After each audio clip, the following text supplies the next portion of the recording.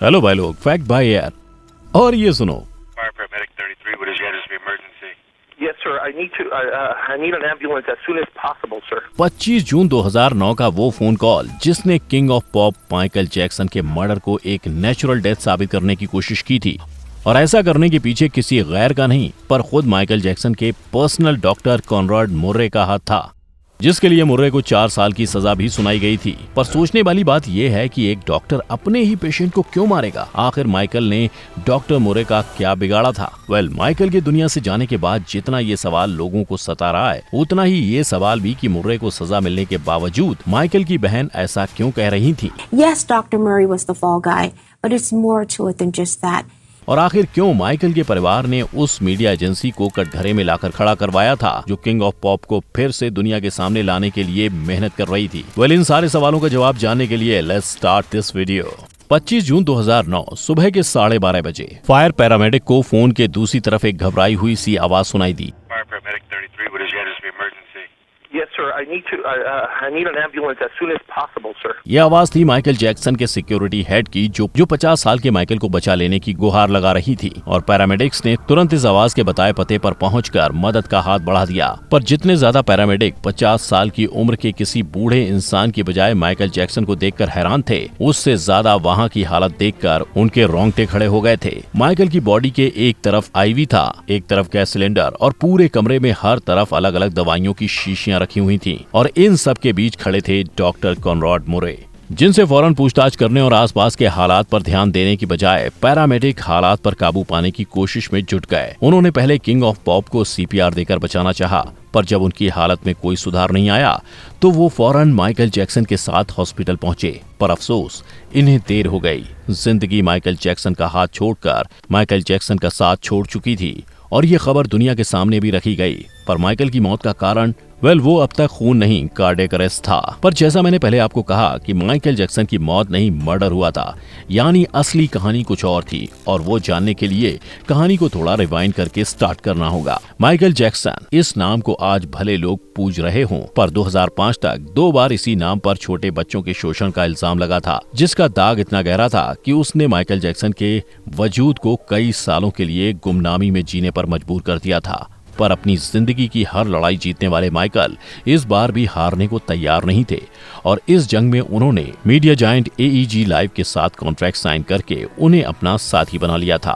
वो साथी जो माइकल जैक्सन के सीरीज ऑफ कॉन्सर्ट्स अरेंज करने वाले थे। उनके दिस इज इट टूर का सबसे पहला कॉन्सर्ट जुलाई 2009 में होने वाला था और जिसकी प्रैक्टिस में माइकल अपनी पूरी टीम के साथ लगे थे। और 24 जून का दिन भी बाकी दिनों की तरह प्रैक्टिस में गुजारकर माइकल अपने घर पहुंचे, जहां आगे आगे माइकल की गाड़ी उनके रेंटेड घर में पहुंची, वहीं पीछे पीछे उनके डॉक्टर की। लेकिन ये कोई नई बात नहीं थी।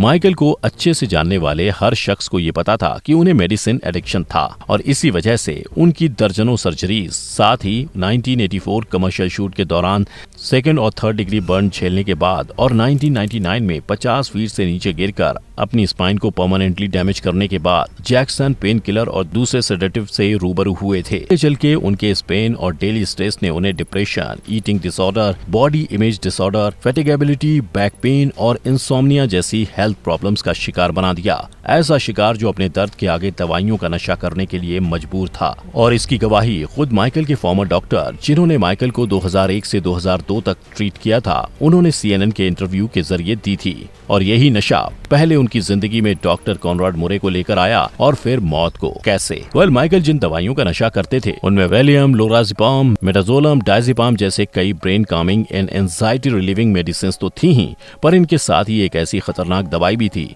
जिसे सही तरीके से ना लेने पर और मॉनिटर ना किया जाने पर वो लोगों की जान तक ले सकती थी। यस, और इस दवा का नाम था प्रोपोफॉल, जिसे माइकल ने सबसे पहली बार एक डेंटल प्रोसीजर के दौरान लिया था और इसके बाद उन्हें अपने दर्द और अपने रातों की नींद के लिए इससे बेहतर दवा कभी मिली ही नहीं। उन्हें पता था कि ये दवा उनके लिए खतरनाक है, पर वो ना चाहते हुए भी इसके आदी हो गए थे और इसे सही तरीके से लेने के लिए उन्होंने AEG और डॉक्टर कॉनराड के साथ कॉन्ट्रैक्ट साइन करके उन्हें अपना पर्सनल डॉक्टर बना लिया था। पर डॉक्टर कॉनराड ने किसी भी चीज का ध्यान नहीं रखा। ऑटोप्सी रिपोर्ट देने वाले डॉक्टर के मुताबिक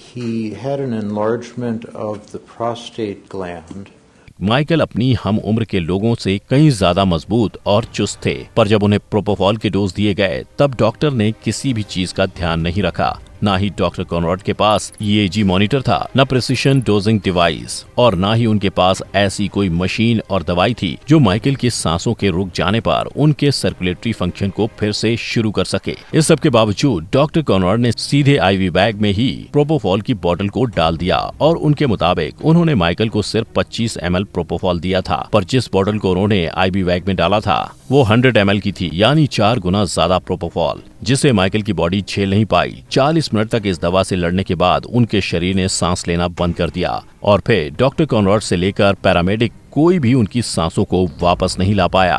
पर सबसे बड़ा सवाल यह है कि आखिर डॉक्टर कॉनरॉड ने ऐसा क्यों किया? क्या उनकी माइकल से कोई दुश्मनी थी? नहीं, डॉक्टर कॉनरॉड जो दुनिया के सामने माइकल को आज भी अपना अच्छा दोस्त कहते हैं, वो माइकल के दोस्त नहीं थे। उनका सिर्फ और सिर्फ पैसों से नाता था। वो $1,50,000 पर मंथ जो माइकल को उनके पैरों पर खड़ा रखने के लिए AEG उन्हें पे कर रहा था, और उनके सच की भनक केस को इन्वेस्टिगेट कर रहे ऑफिसर्स को तभी लग गई थी जब उन्हें माइकल के बेड के पास प्रोपोफॉल की खाली बोतल मिली थी। यही नहीं, डॉक्टर का 25 जून 2009 को हॉस्पिटल से भाग जाना और कुछ दिनों बाद उनसे पूछताछ करने पर ऑफिसर्स को डॉक्टर कॉनरॉड का प्रोपोफॉल और कचरे से भरा बैग मिलना भी इस केस की कड़ी का अहम हिस्सा था, जो ये दिखा रहा था कि माइकल जैक्सन की सांस रुकने के बाद डॉक्टर ने सबसे पहले उन्हें बचाने सिक्योरिटी हेड या 911 को कॉल करने से पहले अपने आप को बचाने के लिए माइकल के मेडिकल रूम से सबूतों को मिटाने की कोशिश की थी। लेकिन इन सबूतों के मिलने के बावजूद इन्वेस्टिगेटिंग ऑफिसर्स तब तक डॉक्टर कॉनरॉड पर क्रिमिनल चार्ज नहीं लगा सकते थे जब तक ऑटोप्सी रिपोर्ट में मौत का कारण नेचुरल नहीं पर क्रिमिनल प्रूव ना हो जाए। और 29 अगस्त 2009 LA काउंटी से ऑटोप्सी रिपोर्ट पब्लिश होते ही इन्वेस्टिगेशन ऑफिसर की खुशी का ठिकाना नहीं रहा, क्योंकि रिपोर्ट में माइकल की मौत को होमिसाइड बताया गया था। यानी ऑफिसर्स अब केस की इन्वेस्टिगेशन को आगे बढ़ाकर माइकल को इंसाफ दिला सकते थे, और उन्होंने यही किया। डॉक्टर कॉनरॉड से जुड़े हर इंसान से पूछताछ हुई और कॉनरॉड के कई सारी बीवियों और बच्चों से नहीं, पर कॉनरॉड की गर्लफ्रेंड निकोल एल्वारेज के घर से उन्हें एक फार्मेसी की रिसिप्ट मिली, और इस एक रिसिप्ट ने पुलिस को उस फार्मेसी तक पहुंचाया जहां से डॉक्टर ने मैसिव अमाउंट में प्रोपोफॉल अपनी गर्लफ्रेंड के घर तक शिप करवाया था। यही नहीं, ऑफिसर को ये भी पता चला कि डॉक्टर एडल्ट एंटरटेनमेंट पर बहुत सा पैसा खर्च करते थे, और उन्होंने लास वेगास में $1 मिलियन का घर भी खरीदा था। पर सबसे बड़ा सबूत जो इन्वेस्टिगेटिंग ऑफिसर के हाथ लगा था वो ये था कि डॉक्टर कॉनरॉड के खिलाफ LA में ही नहीं दूसरे कई स्टेट्स में भी चार्जेस थे जहां वो पहले मेडिसिन प्रैक्टिस कर चुके थे।